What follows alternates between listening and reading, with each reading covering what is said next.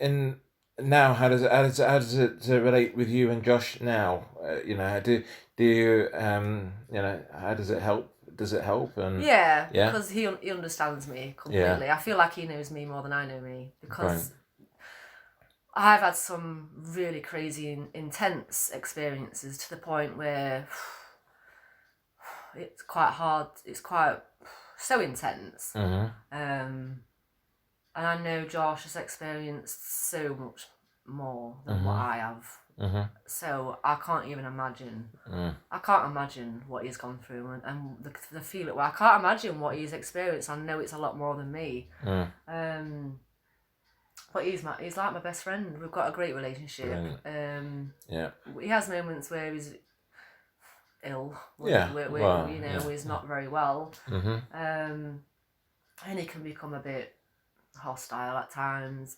But he takes it out on me because I'm the closest to him, or one yeah, of the closest to him. mm-hmm, But no, overall we're like best friends. We have a great relationship, and brilliant, we understand each other yeah, because he doesn't tend to like talking about spiritual things too much. He okay, does when he feels the need to, mm-hmm, but I think he's just seen so much. I remember when he came because he wasn't really functioning in this reality no more, and it was almost like his body was here, mm, but he was somewhere else. right, At one point, and when he finally came back round, so we could actually have a conversation with him, because from on the outside looking in, it looked painful and it looked like he was suffering. mm, But when he came back round from that experience, and we asked him about it, he said it wasn't. He said it was the most beautiful experience he'd ever. He said I've wow, seen hell and I've seen heaven. If this is how he could describe it, he said I've seen the most horriblest things that you can't even imagine. wow, But I've also seen the the great most things, beautifulest things, mm, and they're all right now. mm, So yeah, but I think it was so much. Because I remember he rang me up. He said, "I've got so much to tell you, but I don't know where to start. I've got so much information. I don't know what to do with it." And I think he's got to the point now he doesn't want to do anything with it. Not that he doesn't want to do anything with it. He doesn't feel the need to express it. right, I think the whole experience is a little bit scary because he doesn't want to lose. He doesn't want to get lost in his mind again, or get mm-hmm, lost wherever he went. He doesn't want to go back there again. yeah, So he does. He tends not to get too caught up in things. mm-hmm. Yeah. Yeah. So, I mean, in regards to like medication and things like that, I mean, do you feel like you want to like trust your gut instincts more than the doctor's side of things? And is that quite hard? Definitely, it's the whole doctors that they're trying to get the system Yeah. to understand the whole spiritual side of things. I mean, I think there's a lot more going on with Josh. I think he's on the autistic spectrum. Okay. He has OCD. They've labelled him with paranoid schizophrenia now. Okay. But yeah, trying to get the whole doctors and things to understand things on even just a little bit of a different level. They're really closed off to it. I mean, there is the odd one. I mean, I remember one of the nurses or one of the care workers even, I'd gone to visit him once and she came up to me and she said, your son is quite knowledgeable, isn't it? And I says, yeah. And she says, but it's quite different from, because he's only 22, from lads, from lads his age. It's quite profound. Some of the things he says are quite profound. Mm-hmm. And I explained the whole spiritual side of his psychotic break. Mm-hmm. And she says, oh, it makes sense now. Right. It makes sense. So there is the odd one that recognise it. Mm-hmm. But a lot of them just think he's crazy and he needs to be medicated and... Right. Yeah, so it's quite difficult. I've kind of give up. Okay. I've kind of give up trying to make them understand. Mm-hmm. Because you just fighting a losing battle really, and Yeah. they kind of look at you like when I try to explain to them what that Josh's experience is. And like in the beginning, I believed in what the doctors were doing. And it was me that actually got him sectioned the very first time, because before I woke up, because I didn't know what was going on with Josh, and I didn't know how to handle it, or how to cope with it. So it was kind of me that agreed for him to be sectioned that first time, which kind of makes me feel guilty, but it is what it is. Yeah. I couldn't cope with it at the time, none of us could, and it turns out he was safer, to be in hospital, so it's fine. I mean, it's like I would say to him, I'd try to explain some of Joshua's spiritual experiences, because he would do things like, I don't know, we would be walking in Tesco, and he would just see somebody and he would run off, saying, I've got to talk to that person. I'd panic, I'd be like, no, Josh, don't. I think he did this with his nonna once. And she said he just ran off. To this woman, and she was like, by the time she caught up with him, she was like, I'm so sorry.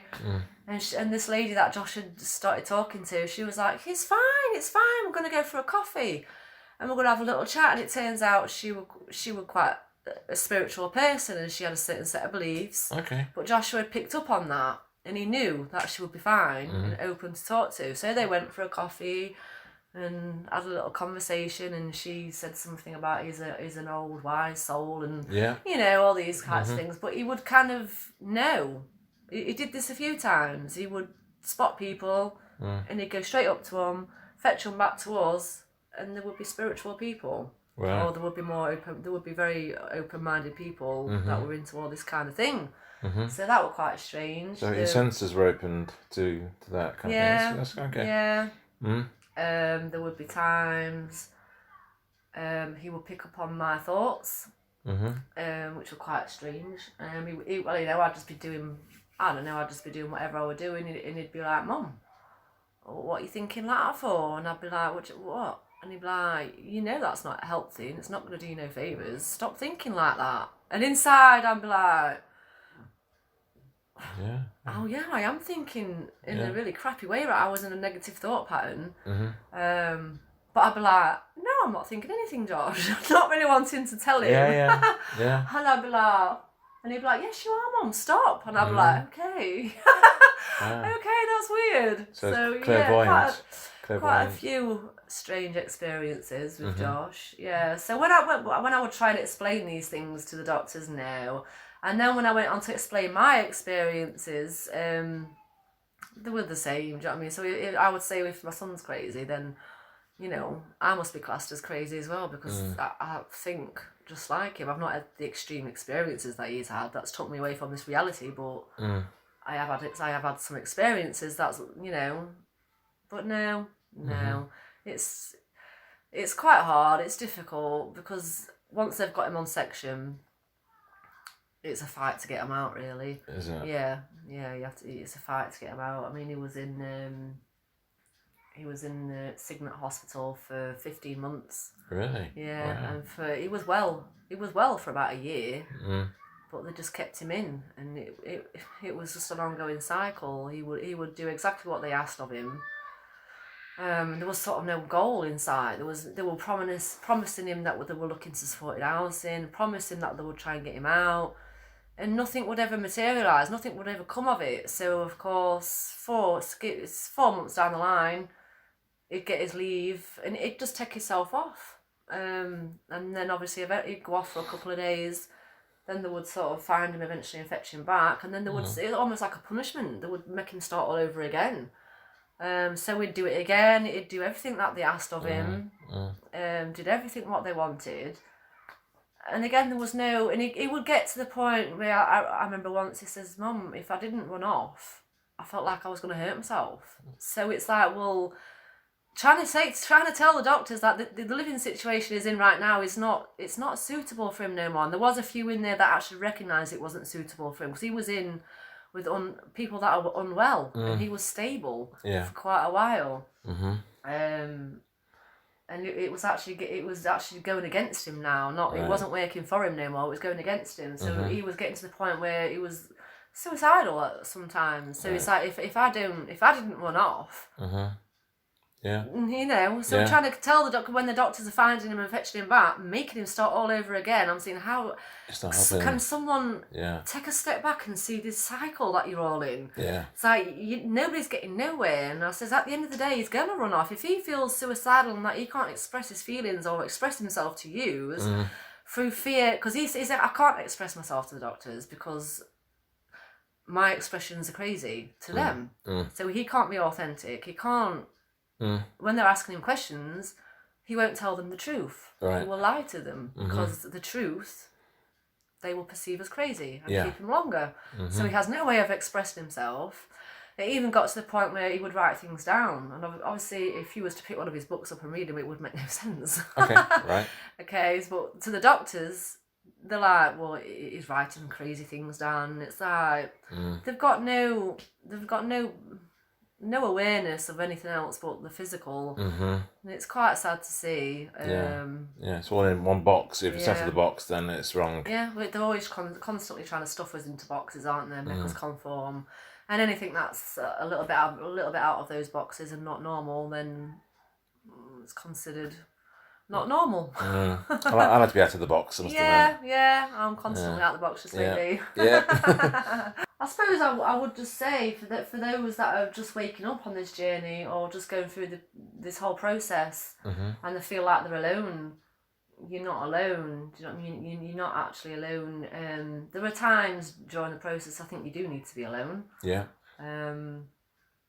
But you're not. And if you can't express yourself to your family and your friends,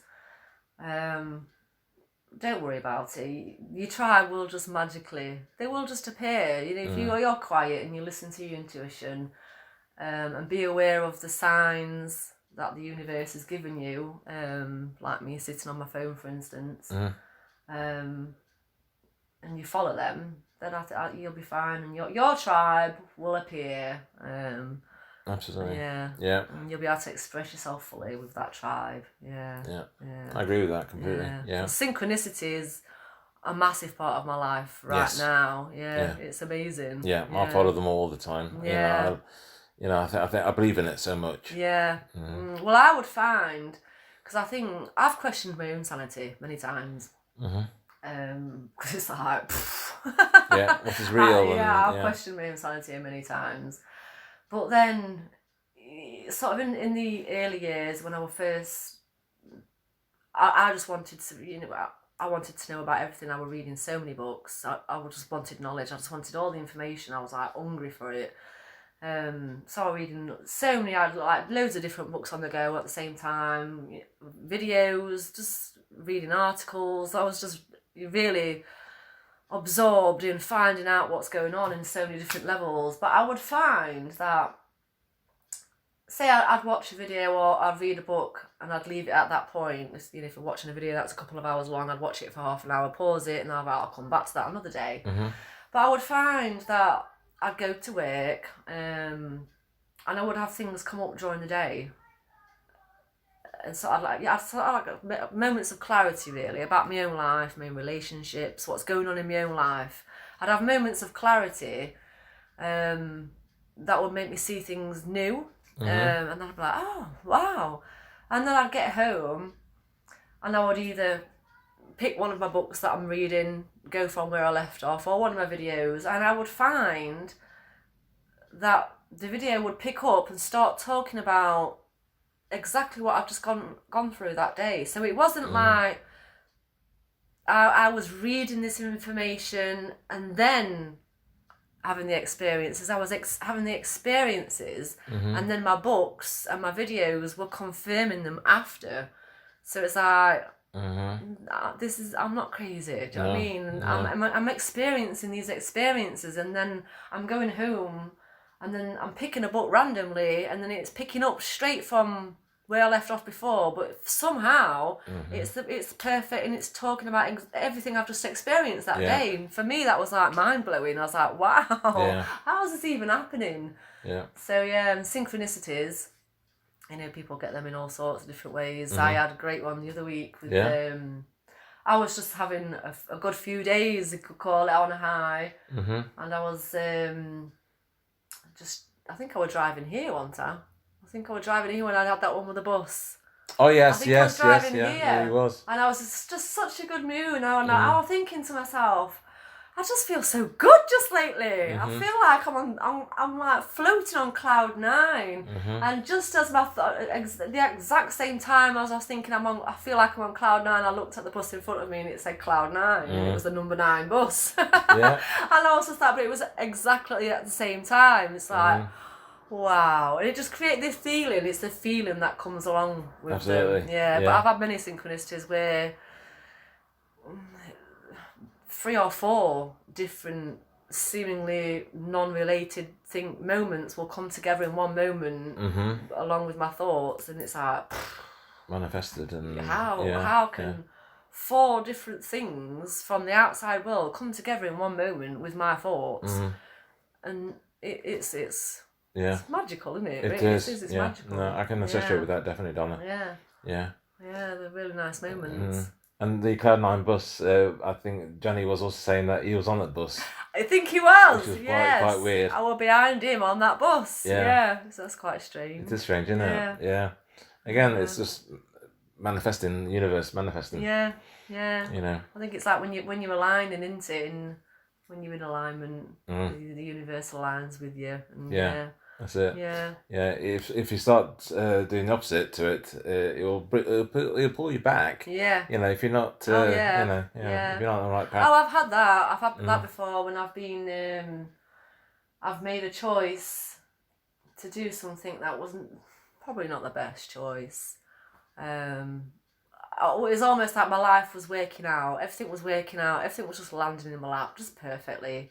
And then I met this one choice, and I know it's not the best choice for me, but I go ahead with it anyway. And then I noticed things would start going wrong. And it was gradual, because I have this connection with birds. First of all, I have this strange connection with birds. But first of all, I would get the birds. They would swoop in front of my car when they're trying to give me some kind of warning. I'll have birds sort of when they startle me. It's like they act strange. Like I've had them come out of bushes when I've been driving. They'll just come out of a tree, further on down the road, and then they'll sort of like flying towards my car. And you think it's going to go through the windscreen. It just goes like that at the last minute, but it makes you... It's like I have those sort of moments, but I class them as like warnings now. I get like little warnings. So I'm thinking, what's all that about? What's that trying to warn me about? Obviously now I know what it was trying to warn me about, but I was choosing not to see that. I was choosing not to listen. And then things would get worse. I think I got a flat tire, to the point where in the end somebody crashed into the back of my car. And it was in that moment I was like, okay, I get what you're trying to tell me. I see it now.